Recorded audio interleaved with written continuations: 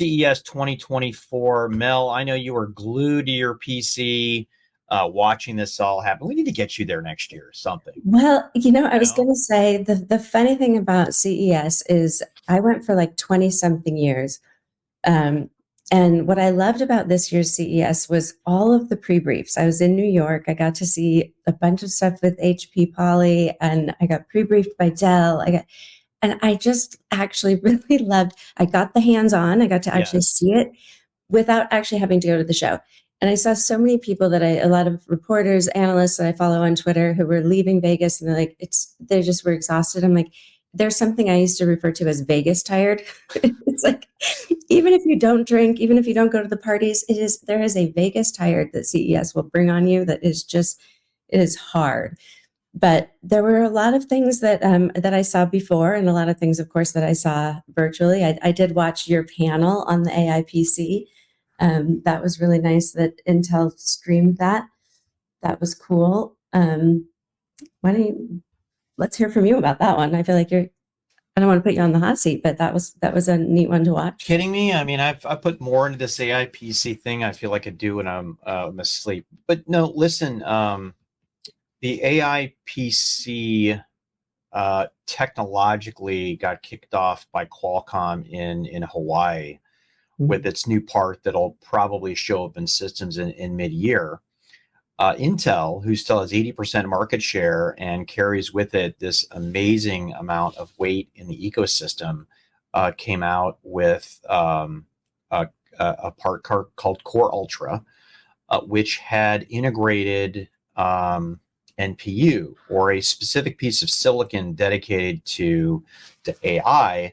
And the company heralded, hey, this is the beginning of the AI PC. You can buy these, you can go out there and buy them. And on stage, I had MJ from Intel, who runs the business, but I had the presidents of HP, Lenovo, and Dell. So the number two people at the company who ran the PC business, in addition to Pavan from Microsoft, who runs Surface and part of Windows, to talk about what this means as well. And what I'll share at this highest level, and I'll leave the rest, kind of to you, would be to competitors coming into the same stage to make investments and make proclamations is a good thing. Mhm. Because you have to get the industry to a certain level. And whether that was with internet PCs, sub $1,000 PCs, the first, when we looked at desktop to notebooks, and then thin and light notebooks, it takes the industry to get together holistically. And then after there's kind of a baseline, they can go off and beat each other up day in and day out. Um, from a platform perspective, some things I really appreciated what HP brought to the table is a very good articulation of how AI is making the experience better, and I thought that was a plus for them. I really appreciated Dell's flagship new XPS. Comes out there with some incredible displays, and it's a design that you can't actually see the outline of the trackpad. The entire base is a trackpad, and it really, I feel like, took design to the next level. One Lenovo call out I want to make is a device, it's a two-in-one, Mhm. very similar to what Microsoft kind of had pioneered, where you can detach the top of the display and use it as a tablet. But what Lenovo did is they had you detach it, and uh, that display turns into an Android tablet, which, like, well, wait a second, why do I need Windows, and why do I need, why do I need two in one? Well, Android, from an ecosystem perspective, and quite frankly from a battery life perspective, has its advantages versus Windows. And the cool part is, let's say, was the integration so it doesn't completely confuse the end users, let's say when they're in Windows mode. You take a picture with the display, or let's say the tablet, and automatically that file is transferred to Windows File Manager or Windows Photos when you click it back in. So some smart integration. Customers have never really been warm to these hybrid type devices, but I want to get one in my hands and check it out before I issue any. By the way, I love products like this.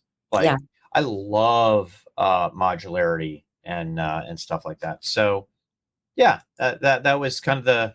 We could sit here and make this whole thing about CES. I know we could. And, it's funny you say that because one of the things that I wanted to point out about something that HP introduced and that I saw in New York was the Fortis series, which is some of their Chromebooks that are really built for kind of that durability in various environments. And as you're talking about that Lenovo product, it makes me think about something like that, where somebody can be using it in various settings, like in a construction setting where you're in an office and then you have to take a tablet out to, just check on something, take some photos, whatever, then you take it back to your desk. You don't necessarily want to haul around two different devices. That's one device that you can kind of use in two different environments. This Fortis series is like a very kind of rugged, durable series that has it also uses an Intel processor, but it's meant to be kind of for that like mobile worker and to be durable and reliable in all different environments. So I think what you're talking about, that like it's not just a sit on your desk and use it for one thing. There's lots of various use cases for having different systems and being able to use it in different environments. And you mentioned the Dell and what was the monitors. Anshul, who just had a baby, by the way. Yay! New baby in the family.